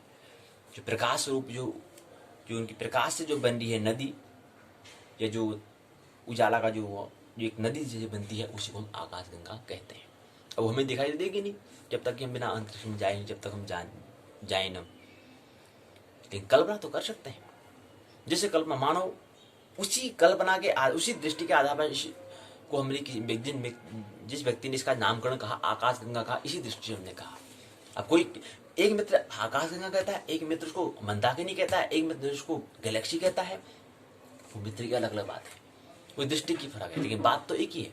बात किसकी हो रही? वही जो ब्रह्मांड के अंतर्गत क्या है, हमारा अंतरिक्ष जो खगोल पिंड है उनके बारे में बात हम कर रहे हैं। तो खगोल पिंड क्या है? खगोल पिंड जो तारे हैं। अब आकाश गंगा क्या है? हमने कहा कि तारों, उसके लिए अब हमने कहा कि आकाश गंगा जो है किससे बनती है? वो निहारिका से बनते हैं, नेबुलास से बनते हैं। और नेबुलास क्या है? तारों के पुंज, तारों के समूह, उससे तो आकाश गंगा का निर्माण होता है। उसी के निहारिकाओं के योग को तुम क्या कहते हैं? आकाश गंगा कहते हैं। और आकाश गंगा जो है, गैलेक्सियां जो है, गैलेक्सियों के समूह को हम क्या कहते हैं? ब्रह्मांड कहते हैं। और ब्रह्मांड भी तो है जो हमें दिखाई दे रहा है, एक वो ज्ञात और एक अज्ञात। अब कितना बड़ा ब्रह्मांड है, जब हम थोड़ा अपनी जो दृष्टि, जो घर की दृष्टि है उससे थोड़ा बाहर निकले तो भी पता चलेगा। अपने घर की दृष्टि से बाहर कि हमारे चारों ओर क्या है, फिर चारों ओर के बाद फिर आगे तो आप और बाहर निकले कि हमारे फिर देश में क्या है, फिर देश से और बाहर निकले फिर हमारे पृथ्वी में क्या है, और पृथ्वी के बाद फिर तब जाकर हमारी दृष्टि जाए कि हाँ चाँद भी होता है, अच्छा ग्रह उपग्रह भी होते हैं, क्षुद्रग्रह भी होते हैं, अच्छा ये भी चीज़ होता है। तब जाके जब हमारी बड़ी बड़ी कल्पना जब होगी तब जाकर समझ में आएगी कि हाँ यार ये भी होता है। थोड़ा दृष्टि, थोड़ा कल्पना की हमें आवश्यकता होती है विज्ञान को समझने के लिए, विज्ञान में प्राप्त करने के लिए। हम तो वही घर की हमारी छोटी सी परिधि में हम रहते हैं, तो उस परिधि में फिर आगे समर्पण जो पूरा अनंत ब्रह्मांड है उसका हम दृष्टि नहीं कर, उसको देखने के लिए हमारी कल्पना होनी चाहिए, जिज्ञासा होनी चाहिए। अब यही हम इतना अपने आप को व्यस्त कर देते हैं तो वहां कौन देखेगा? हम हमेशा ही इतने बिजी, इतने व्यस्त होते हैं, यहाँ के लिए तो अव्यस्त की आवश्यकता होती है, नॉट बिजी, बिल्कुल अशांत, शांत हमें। हम तो अशांत है बिल्कुल, लगे नहीं है तो अपने आप को तो हम एक क्षण भी हम अपने आप को, हमें क्या करना है? बिजी रहना है, बस व्यस्त रहना है। अब व्यस्त तो हमारे जीवन में है ही नहीं, जबकि ध्यान का मतलब ये होता है अव्यस्त होना, बस हो जाना, तो के साथ जुड़ जाना, बस ये ध्यान, ये मेडिटेशन है। लेकिन हम अपने आप को सुबह ही प्रारंभ होते हैं, सुबह ही प्रारंभ से हम क्या करना, अपने आप को बिजी करना प्रारंभ कर देते हैं। जल्दी से अखबार कैसे क्या अखबार में पढ़ना शुरू हो जाते हैं, जबकि सुबह प्रार्थना का समय होता है। लेकिन हम अखबार देखते हैं कि यार क्या सूचना, ये देखो पढ़ो अखबार में क्या आ रही है, देखो। वही अखबार में क्या होता है, समाचार में क्या होता है, वही दुनिया की जो हमारी दुनिया है, चारों ओर जो हमारा पड़ा है, हमारे देश में क्या हुआ, विदेश में क्या हुआ, किसी ने क्या करा, किसी ने लूटपाट करी, ये चीज़ हम देखते हैं सुबह ही, ये देखते हैं। जबकि सुबह प्रभु का स्मरण करने का समय होता है। लेकिन नहीं, हमें व्यस्त करना है, बिजी हमें रहना है, व्यस्त रहो भाई, बिजी रहो हमेशा। लेकिन ध्यान ठीक उसके विपरीत है। ध्यान का मतलब अव्यस्त रहो, और अव्यस्त में ही फिर हमें जिज्ञासा होती है कि यार हमारे मैं क्या हूँ, मेरे चारों ओर क्या है, फिर पृथ्वी भी है, फिर पृथ्वी के चारों ओर चंद्रमा है, चंद्रमा को देखने का भी हमें समय नहीं मिलता है, सूर्योदय उसका भी समय नहीं मिलता है, सूर्योदय हो रहा है, फिर हमारे सामने शून्य अंतरिक्ष आसमान भी है, उसका भी हमें देखने का भी, निहारने का अवसर ही नहीं मिलता, इतने अपने आप को व्यस्त कर रहे हैं, मित्र से जाना है, फलाना जाना है, वो जाना है। तो जब हम अपने आप को अव्यस्त करेंगे, नॉन बिजी करेंगे, तब जाके हम कुछ आगे सिद्धन कर सकते हैं। तब जाके हम कुछ आगे आकाशगंगा भी, पृथ्वी भी के आगे कुछ और चीज़ है, उसका हम ख्याल कर सकते हैं। और जब इतना बड़ा उसका ख्याल होगा तो उसको हम कर लेंगे, उसका स्मरण होगा, उसकी कल्पना होगी, तब जाकर वहाँ से फिर समझ आएगी कि इतना बड़ा ब्रह्मांड, इतना बड़ा अस्तित्व, और मैं कहाँ हूँ, मैं कहाँ हूँ। तब वहाँ से फिर मैं यानी कि अहंकार शून्य हो जाता है, अहंकार गिर जाता है। तब जाके फिर हम अपना बड़प्पन भी हो जाता, गिर जाता है, नष्ट हो जाता है कि मैं तो हूँ ही नहीं कुछ। तो वहाँ से फिर समर्पण की भावना आती है, वहाँ से फिर सरेंडर की, सौंपने की भावना आती है। वहाँ से फिर हृदय के बाद फिर काव्य का फिर भक्ति का जन्म होता है। हृदय काव्य में जो कह रहे हैं, प्रेम की मैंने बात की, उसका फिर भक्ति की बात है। वहाँ भक्ति के लिए फिर क्या होता है, समर्पण। भक्ति के लिए महत्वपूर्ण समर्पण, और भक्ति के लिए महत्वपूर्ण श्रद्धा, दो चीजें होती, ख्याल रखना। अब आकाश गंगा हम कह रहे हैं 6 फरवरी 2018 की एक बात है, उस बात को लेंगे।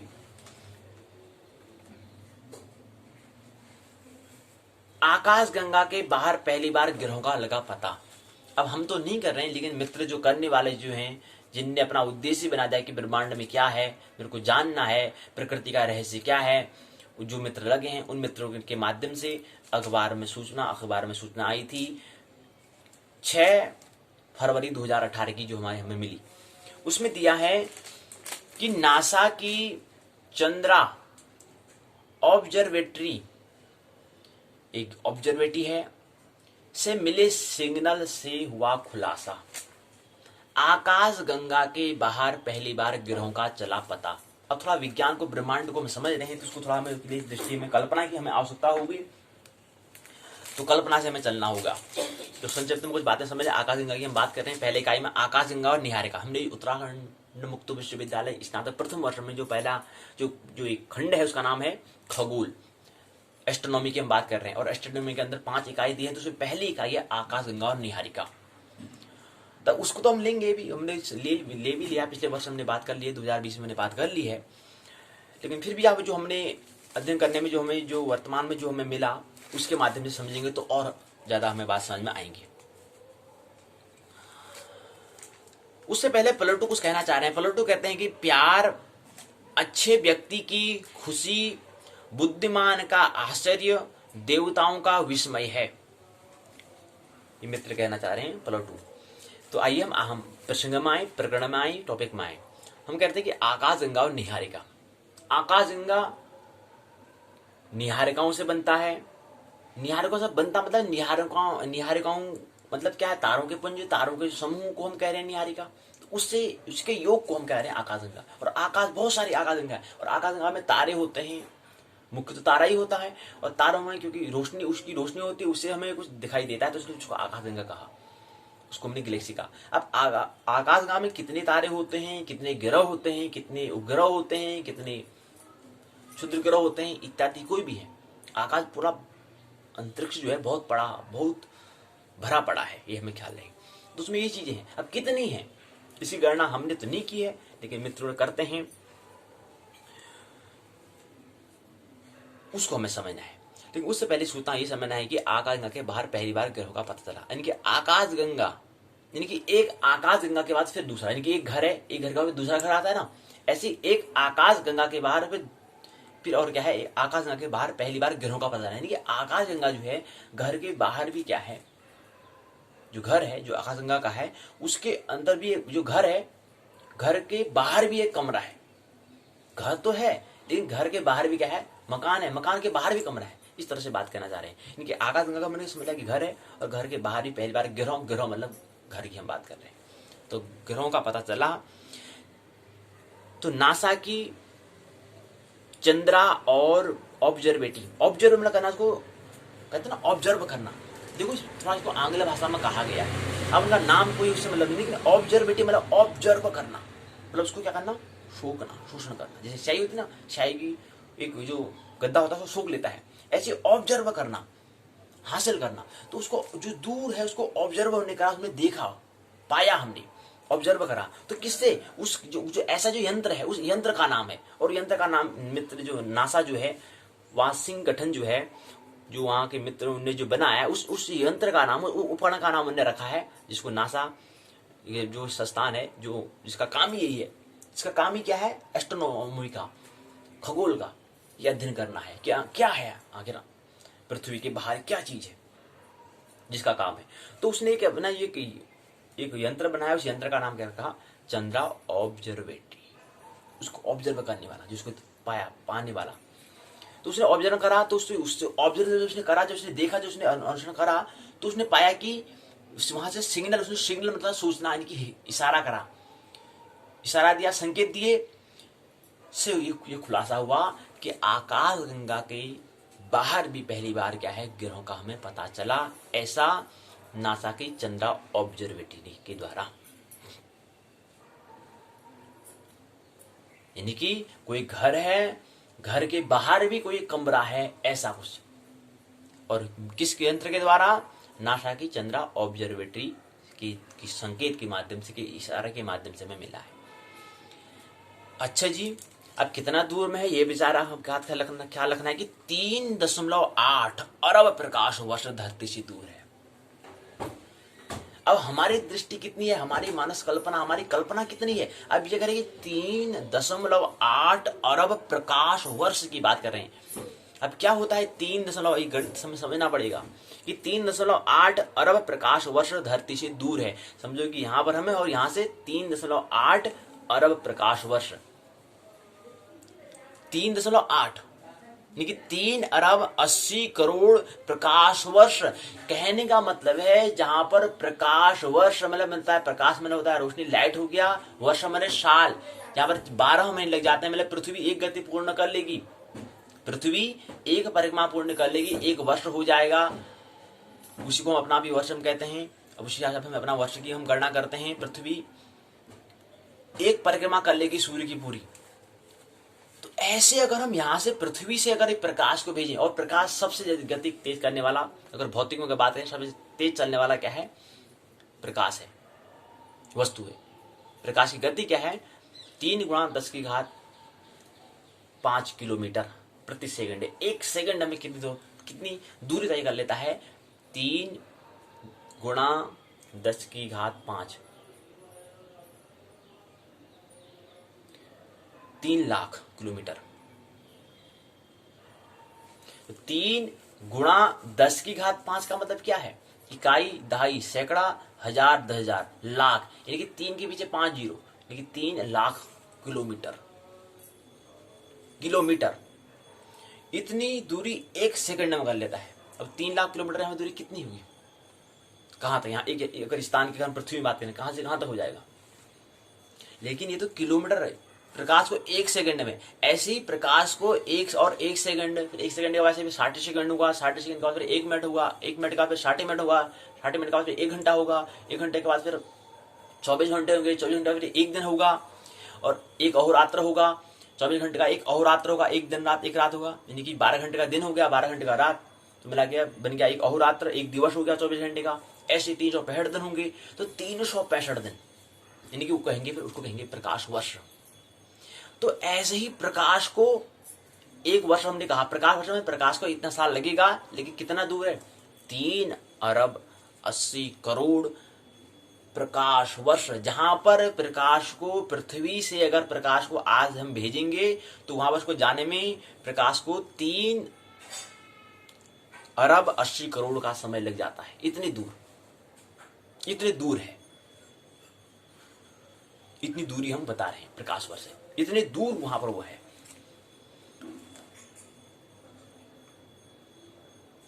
तो ये आइंस्टीन ने लगाया था ये अनुमान। जो आधुनिक के जो महान वैज्ञानिक जो हैं, अल्बर्ट आइंस्टाइन ने ये अनुमान लगाया था कि ऐसा आकाश के बाहर भी हमारे क्या है, ग्रह हैं।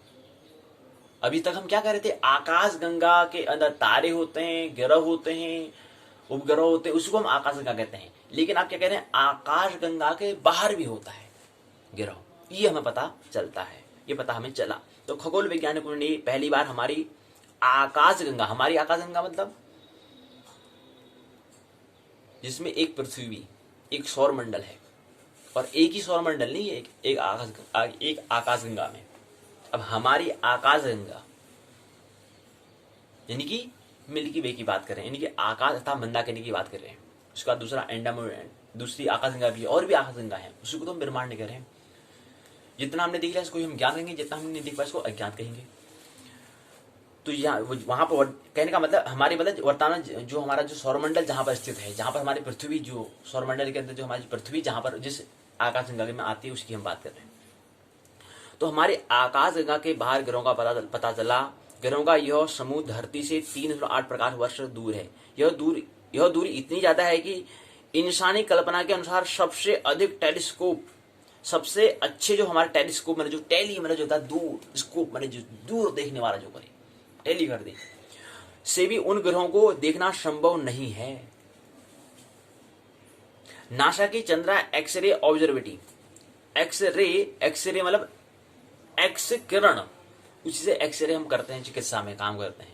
और ऐसी एक्सरे किरण यहाँ पर चंद्रा जो ऑब्जर्वेटरी है उसमें भी लगा है, उसका नाम चंद्रा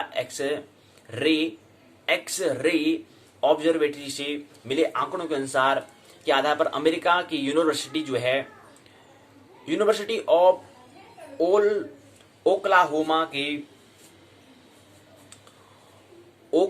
के शोधकर्ताओं ने हमारी मिल्की वे अर्थात आकाशगंगा के बाहर की आकाशगंगाओं में ग्रहों की मौजूदगी पर मोहर लगाई। अब देखा, हमने कहा कि जो हमारा घर है, घर के बाहर भी एक कमरा है कहा, लेकिन वो कमरा तो हमें दिखाई दे रहा है, लेकिन वो भी क्या है, एक मकान का क्या है, कमरा है, यानी कि दूसरी गैलेक्सी का है। तो हमने कहा कि जो हमारी आकाशगंगा है उसके बाहर भी ग्रह हैं, लेकिन वो ग्रह तो हमें दिखे, लेकिन अभी आकाशगंगा पूरी वो जिस आकाशगंगा का जो हिस्सा जो है वो अभी हमें दिखाई नहीं, वो अभी हमें दिखाई नहीं दिया। जो ग्रह हमें दिखा वो ग्रह क्या होगा, किसी आकाशगंगा मतलब किसी एक अन्य आकाशगंगा में आता होगा वो, लेकिन वो अभी आकाशगंगा में दिखा नहीं, वो ग्रह हमें दिखा, तो वो किसी अन्य आकाशगंगा, हमारे आकाशगंगा में नहीं है, मिल्की वे दुग्ध मेखला में नहीं है, वो उससे बाहर की आकाशगंगा में है। तो ये हमें पता चला कि दूसरी आकाशगंगा में भी ग्रह होते हैं, ये हमने पाया। चंद्रमा और बृहस्पति के बीच के आकार के इन ग्रहों के बारे में पता चलने से पहले वैज्ञानिक सिर्फ मिल्की वे के ग्रहों के बारे में ही जानते थे, मतलब यही हमें समझ में, यही बात हमें यही समझते, यही जानते थे, मतलब थोड़ा क्योंकि वैज्ञानिक की बात हो रही तो मतलब हमें जाना, यही हमारा ख्याल था कि हमारी आकाशगंगा में ग्रह, अन्य आकाशगंगा में ग्रह नहीं होंगे, लेकिन नहीं, ऐसा नहीं है कि अब पता चल गया कि अन्य आकाशगंगाओं में क्या है, जैसे हमारी आकाशगंगा है ऐसी अन्य आकाशगंगाओं में क्या होते हैं, ग्रह होते हैं, ये हमने पाया। दूर स्थित ग्रहों से आने वाले किरणें अगर अपनी सीध में किसी अवरोध से टकराती हैं, अब क्या है, हम कह रहे हैं कि आइंस्टाइन ने भी अनुमान लगाया था कि हमारी जो आकाशगंगा है उसके बाहर भी क्या है, जो ग्रह होंगे, वो जो ग्रह हैं किसी अन्य आकाशगंगा के क्या होंगे, वो एक हिस्सा होगा, उसके अंदर आने वाला वो ग्रह होगा। इसका अनुमान आइंस्टाइन ने भी लगाया था।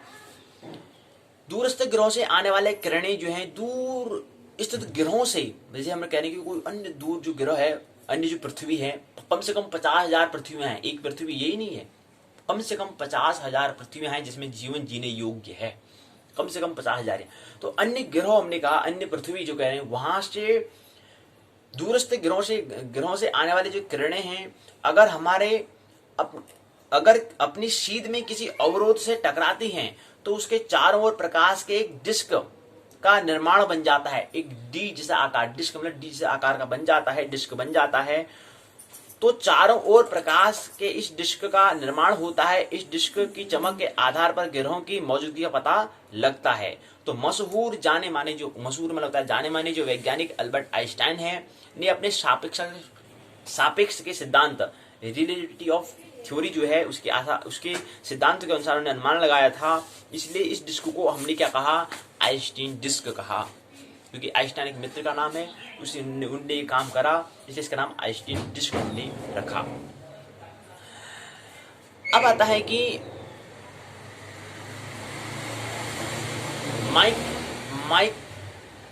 माइक्रोलेसिंग ने भी किया कमाल। शोधकर्ताओं ने उन ग्रहों का पता लगाने के लिए माइक्रोलेसिंग तकनीक का भी इस्तेमाल किया। दूर स्थित ग्रहों से आने वाली प्रकाश की किरणें जब किसी अवरोध से टकराती हैं तो उसके गुरुत्व के कारण वो मुड़ जाती हैं। जैसे हम क्या करते हैं, दीवार में गेंद को मारते हैं तो वो फिर वापस यहाँ को आती है। तो ऐसे ही कह रहे हैं कि अगर कोई ग्रह दूरस्थ ग्रहों से आने वाले जो प्रकाश की जो किरणें हैं, जब किसी अवरोध से, जैसे हमने दीवार है, दीवार एक अवरोध है, तो गेंद डालते तो वापस यहाँ पर वापस आती है। तो ऐसे ही वहां पर जो प्रकाश के कुछ अवरोध हमने डाला तो अवरोध से टकराती है, तो उससे क्या होता है, उसके उसके गुरुत्व के कारण, ग्रेविटी के कारण, ग्रेविटेशन के कारण क्या होता है, वो मुड़ जाती है, वापस वहां को चली जाती है। इसी परिघटना के अध्ययन और विश्लेषण को हमने माइक्रोलेसिंग कहते हैं। अभी क्या होता है, माइक्रोलेसिंग क्या है? तो माइक्रोलेसिंग ने भी किया कमाल, वही है जिसे हम कहा कि कोई दूरस्थ से कोई किरणें आ रही हैं, वो किसी अवरोध से टकराई तो टकरा कर वापस वहां को जाती है।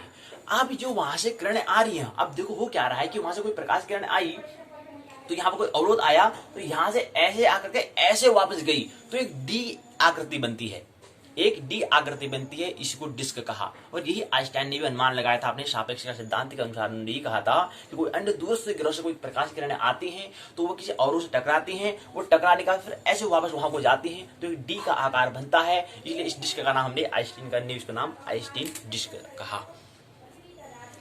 तो इसको अब, और इसी को हमने क्या कहा, माइक्रोलेसिंग हम कहते हैं। तो इसी का नाम क्या है, इसी परिघटना का हम अध्ययन और विश्लेषण का नाम ही क्या नाम रखा है, हमने माइक्रोलेसिंग रखा है। अब तक इस तकनीक के मिल्की वे के कई ग्रहों का पता हम लगा चुके हैं। इस जो माइक्रोलेसिंग जो हमारी जो अध्ययन जो हम जो एक तरीका जो बता रहे हैं, इस तरीके से हमने अभी क्या रखा है, कई ग्रहों का हमने पता लगा चुके हैं। तो शोधकर्ताओं ने इस खोज से काफी रोमांचित हुए हैं। शोध से जुड़े यूनिवर्सिटी के प्रोफेसर जो हैं जिन्नू दाई ने कहा कि वे सभी इस खोज से रोमांचित हैं। किसी ने पहली बार मिल्की वे से बाहर ग्रहों का पता लगाया। दाई के साथ इस शोध में शामिल एदुआर्दो गुएसास ने कहा कि माइक्रोलेसिंग तकनीक कितनी शक्तिशाली हो सकती है, यह उसका एक उदाहरण है। हम भले ही उन्हें देख न पाए, लेकिन उनके बारे में सब कुछ जान सकते हैं, यहाँ तक कि उनका द्रव्यमान भी जान सकते हैं। यह शोध एस्ट्रोफिजिकल जर्नल लेटर्स से प्रकाशित हुआ। ये 2018 की हम बात बता रहे हैं, फरवरी के महीने की 6ठी तिथि को हमारे पास पहुंची। तो वहाँ की ये बात है कि यह शोध एस्ट्रोफिजिकल जर्नल लेटर्स में ये प्रकाशित हुआ है। यह शोध जो हुआ है, शोध मतलब जो रिसर्च जो उन्होंने किया, जो जाना। शोध मतलब क्या था कि जो अस्तित्व में है उसका जो अप्रकट है उसको प्रकट में लाना, उसका नाम है शोध, उसका नाम ही रिसर्च, उसका नाम ही अनुसंधान है। तो ये बात हमें समझी।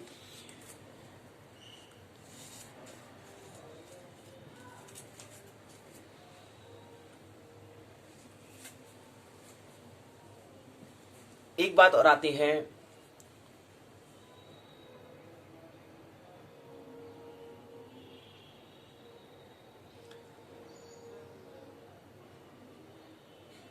तीन lakh 59,000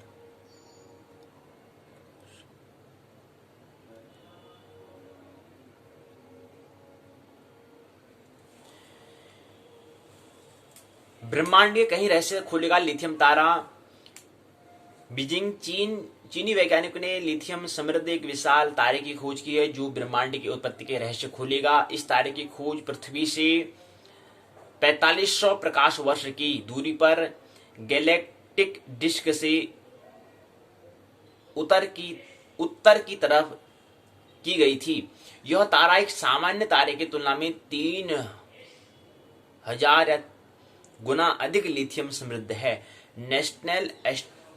national astronomical observatories of China के नेतृत्व में एक शोध टीम ने इसका पता लगाया। लिथियम के कारण बिग बैंग का निर्माण होता है। अब देखो हमें क्या करना है, हमें ज्योतिष, हमें एस्ट्रोलॉजी समझना है, हमें एस्ट्रोनॉमी नहीं, हमें एस्ट्रोलॉजी को समझना है। लेकिन एक एस्ट्रोलॉजी, एक ज्योतिष को समझने वाले व्यक्ति को इसकी सामान्य जानकारी एस्ट्रोनॉमी की भी होनी चाहिए। इसी को ख्याल में रखते हुए उत्तराखंड मुक्त विश्वविद्यालय ने पहले स्नातक प्रथम वर्ष में पहले खंड का जो 5 इकाइयां हैं वह खगोल से, एस्ट्रोनॉमी से संबंधित इकाइयां, उससे संबंधित जानकारी, उससे संबंधित सूचनाएं को समझने के लिए ख्याल में जानकारी हमें खबर रहे, हमें स्मरण रहे, ख्याल रहे, इसी को ध्यान रखते हुए क्या रखा, पहले खंड को खगोल से संबंधित इकाई रखी है, संबंधित जानकारी रखी है, इकाई रखी, खंड रखा, 5-6 इकाई में खगोल के बारे में हमें सम्यक ज्ञान होना चाहिए।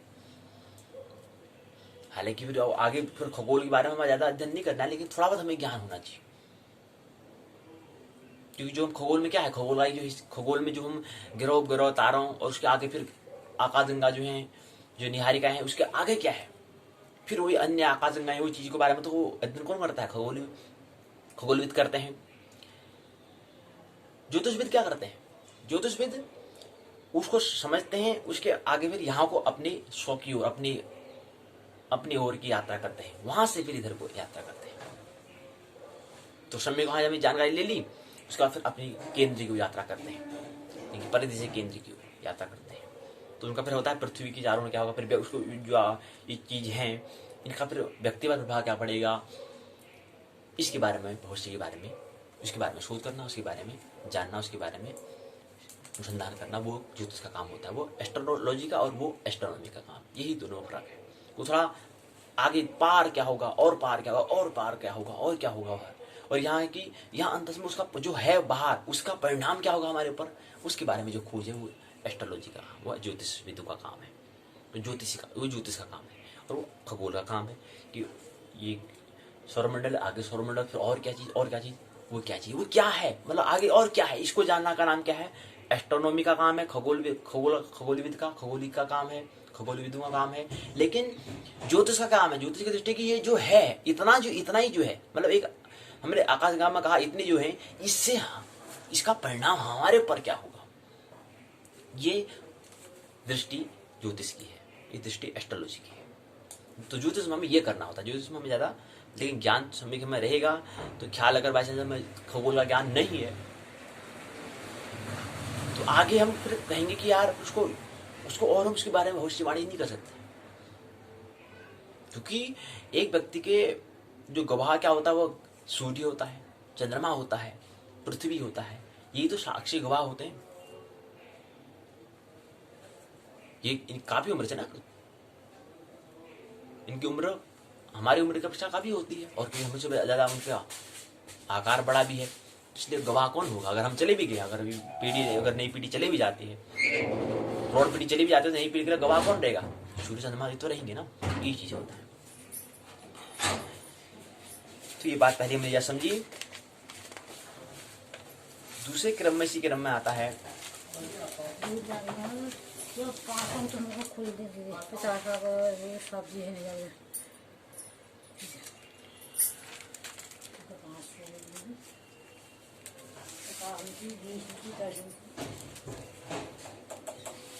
अब बात आती है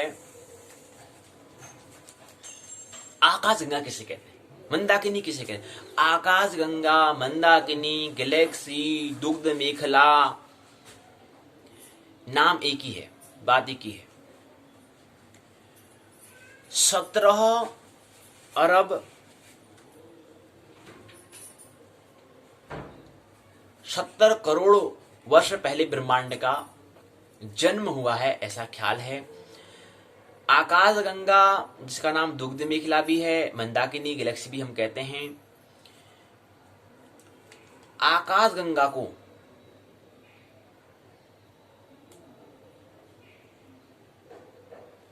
समझने के लिए हमें, आकाशगंगा तो हमने बात कर ली है, क्योंकि अब आकाशगंगा से हमें यहां को आना है। हमें आकाशगंगा के आगे फिर अन्य आकाशगंगा, एंड्रोमेडा जो गैलेक्सी है, जो आकाशगंगा है, उसको समझना है। वहां को नहीं, एक आकाशगंगा जो मंदाकिनी, जो दुग्ध मेखला, जो आकाशगंगा है, वहां से अब यहाँ को आना है। यानी कि अपने सौर मंडल में आएंगे, सौर मंडल के आगे फिर पृथ्वी आएगी, पृथ्वी के अंदर फिर क्या जो आगे इतने सारे जो खगोलीय पिंड है, ये हमारे जीवन में क्या प्रभाव करेंगे, इसके बारे में अध्ययन करना है।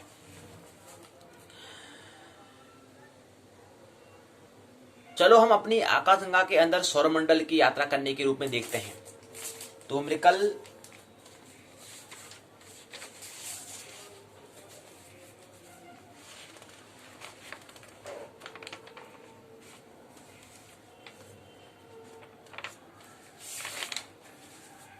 क्योंकि हमारे जो स्नातक प्रथम वर्ष में जो था, पहले इकाई का नाम आकाशगंगा और निहारिका। तो तो आकाश गंगा और निहारिका के बारे में थोड़ा हमें संक्षिप्त जानकारी हमने रख ली है, थोड़ा एक दो सूचना और होंगी, उसको हम बात साझा कर लेंगे। उसके बाद फिर दूसरा इकाई का नाम है सौर मंडल, सौर परिवार, सोलर सिस्टम, उसको हमें समझना है। थोड़ा बहुत आज हम इसमें प्रवेश कर लेते हैं, बाकी कल इसको और समझने का हम प्रयास करेंगे। उससे संबंधित अगर कोई ब्रह्मांड से संबंधित कोई सूचना और है तो उसको लेते हैं, नहीं तो कल ही कोई हम सौर परिवार के बारे में थोड़ा समझने का प्रयास करेंगे। एक दो सूचना और ले लेते हैं अगर कोई ब्रह्मांड से संबंधित सूचना है। जी हाँ, बिल्कुल है। पृथ्वी का जन्म जो हुआ है कब हुआ है? 4 अरब 28 करोड़ वर्ष पहले हुआ है। यह हमें समझना, धरती की उत्पत्ति के रहस्य के करीब पहुंची वैज्ञानिकता। तो हमने कहा अद्भुत है मिल्की वे के रहस्य। अब हम पहले हमें एक आकाश गंगा में सम्यक हमें ज्ञान करना है। उसके अगर उसकी मित्र जो आगे हमारी जो आकाश गंगा है, उसके बाद जो दूसरी आकाश गंगा जो उसके नजदीक जो दूसरी आकाश गंगा है, उसका नाम है एंड्रोमेडा गैलेक्सी है। अन्य आकाश गंगा इसका नाम एंड्रोमेडा देते हैं, है तो आकाश गंगा ही, लेकिन थोड़ा होगा तो एक जैसे ही, थोड़ा बहुत अंतर होता है।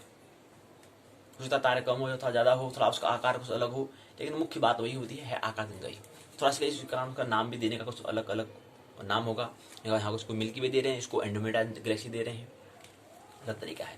लेकिन हमें दूसरी गैलेक्सी में नहीं जाना है, दूसरे आकाश गंगा में नहीं जाना है, दूसरा ध्रुव मेघला में नहीं जाना है।